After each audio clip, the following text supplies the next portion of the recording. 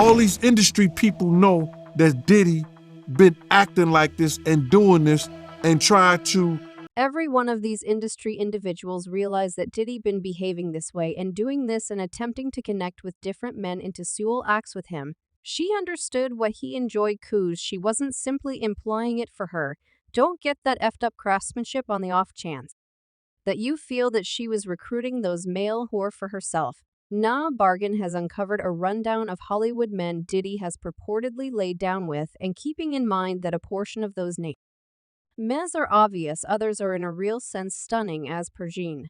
The tales about Diddy's notorious gay gatherings are valid. Hollywood men accumulate there to lay down with one another and do all the frightful stuff they can't do unreservedly openly, yet it goes considerably more profound than only.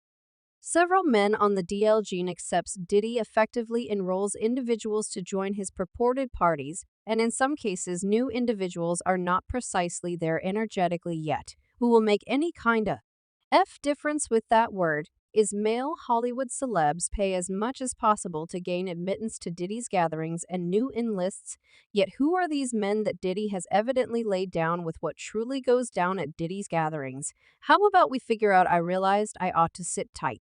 External a Turkish bath for you understand what they do in the Turkish showers. No, I don't gracious. You don't affirm that is where a ton of gay men meet, and they all clean up together, so it seems to be John. Bargain has more inside information about the men Diddy has purportedly been with on the DL than we recently realized about. Jean gave a new meeting where he spilled all the tea on Diddy's notorious gay gatherings, Turkish showers, and oddity off, including a rundown of men Diddy has supposedly laid down within Hollywood. In a meeting with the Craft of Exchange, Jean shed all the more light on a portion of Cassie's claims in her claim, particularly about Diddy constraining her to take part in freak-off.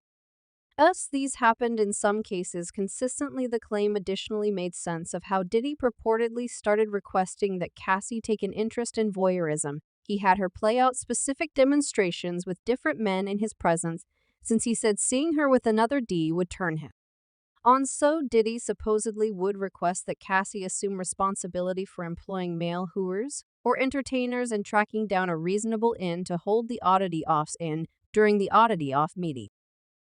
Diddy supposedly set the stage by siphoning both Cassie and the male entertainers loaded with drugs. In the claim, Cassie blamed Diddy for compelling her to participate in SA with male laborers while yanking off in shooting. He experiences he would purportedly request that she wear white unmentionables and paint her nails white to differentiate the brown complexion of the male entertainers. Currently, as per the claim as we referenced before, all Diddy did, in cooperation, was to sit on a seat and direct Cassie and the male entertainers to do what he maintained that them should do anyway. Bargain accepts this doesn't portray what went down during those oddity offs. Jean accepts the claim was vigorously controlled on the grounds that a significant part of the exchanges between Cassie legal counselors and Diddy's attorneys began a long time under the steady gaze of the claim, was even recorded, so a ton of the heavier stuff was at that point sliced out to a limited extent to safeguard certain individuals' characters and to some degree to forestall a substantially more lamentable aftermath for Diddy. Recollect this supposedly vigorously blue-penciled claim had a trigger admonition on the first page. It blamed Diddy for exploding someone's vehicle, trying Cassie on numerous events. Actual maltreatment, dealing, constraining her to convey guns, tranquilizing her, and basically each and every way you can disregard an individual regardless. It seems like the claim scarcely even started to expose things Diddy has done. I mean, how evil might one individual at any point genuinely be before it begins to seem to be the individual common?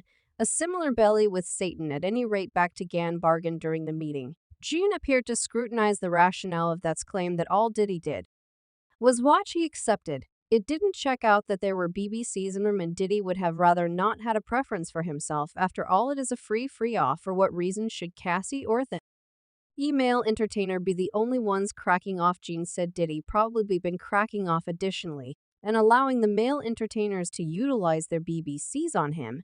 He referred to one illustration of one time that Cassie had enough of Diddy's way of behaving and she needed to trust in a companion. Despite the fact that she was at the time under a non-exposure arrangement, Cassie purportedly let her companion know that once when Diddy was on his yacht, the very yacht that Kim is accepted to have been on with Diddy.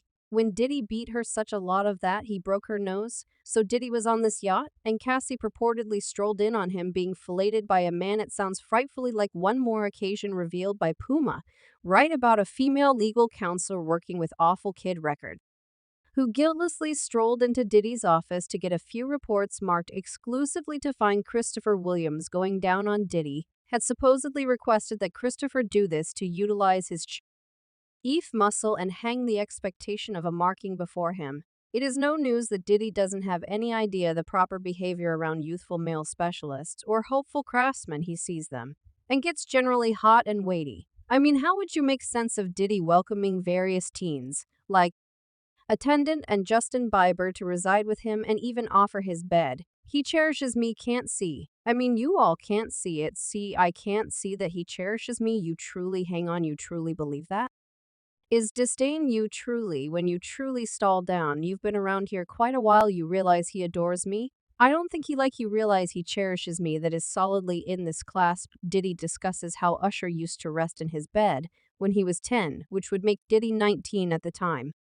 Usher has consistently alluded to Diddy as one of his coaches or siblings, yet similarly as with anything including Diddy, everything has a value. The value Usher needed to pay to go to one of Puffy's Flavor Cat MPs was to get presented to a fascinating way of life at 13 years old. As per Usher, Diddy let him stay up the entire night in the organization of numerous problematic people who were as a rule at Diddy's home.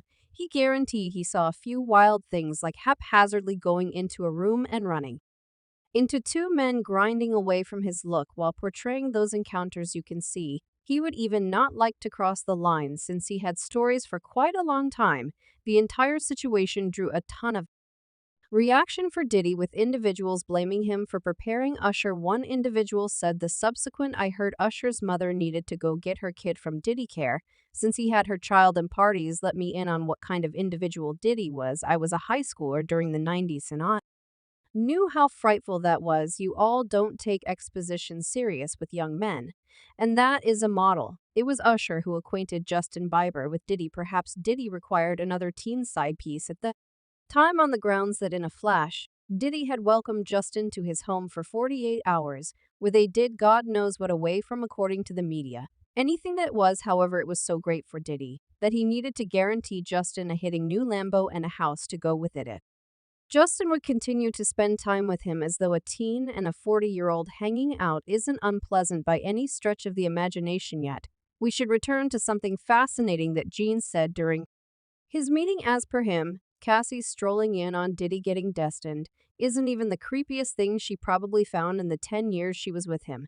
He accepts she saw a few things she would have rather not seen at all, which gradually aided her mental soundness until it turned out to be a lot to handle. As per the claim, Diddy made Cassie himself, and the male entertainers wear disguise covers during freak-offs. Gene accepted the explanation was so that regardless of whether Cassie or any of the entertainers needed to document a claim, they wouldn't have the option to perceive each other. The male entertainers specifically wouldn't have the option to remember him currently having a bash or a 3 aggregate isn't unlawful given everybody in question is a consenting grown-up. So for what reason was Diddy avoiding potential risk against getting sued in the event that what he was doing was legitimate, and he, as far as anyone knows, just watched while contacting himself? Well, somebody is lying, and it takes no virtuoso to sort out who. As per Gene, Diddy needed to stay quiet about himself. This part of the way makes sense of why he needed everybody veiled up for the oddity off. And this is where it gets fascinating. Gene accepts large numbers of the specialists and leaders in Hollywood know about Diddy's inclinations, and they've known this entire time. They imagine not to know, perhaps in light of the fact that they have skeletons of their own, or on the grounds that they are apprehensive Diddy ill come for them. As far as we might be aware, it isn't preposterous for them to accept Diddy can and will do something to them, assuming they cross him. As per Panther, right? Every individual who has at any point attempted to compose a detailed storybook uncovering Diddy has kicked the bucket bafflingly or been put down another way. From Kim Dorman to Andre Harrell and Wadey D, it's been each puzzling passing in succession, albeit she who figured out how to get away from the passing fell into a state of Insensibility after different diseases like renal disappointment. Panther kept it brief, saying it's exceptionally dubious that everybody at Uptown Records experienced some horrendous destiny, yet Diddy stayed okay. So it's a good idea that individuals are reluctant to spill the tea about Diddy's deep L tricks anyway. Gene says it is a loosely held bit of information that Diddy has laid down with a few men in the business and attempted to get for certain young fellows excessively a portion of those young fellows incorporate Chris Brown and the ER&B bunch B5 anyway. Diddy isn't the only one on the DL in the business. Gene Bargain referenced different names like Jimmy Eni, who had a few paper charges brought against him before they were at last dropped. One of different men that Diddy might have laid down with is Jamie Foxx. Thus, I began spending time with Puff like some time ago, and I realized the story don't check out yet. It will seem okay. I would hang out and watch him set up parties. He set up a party.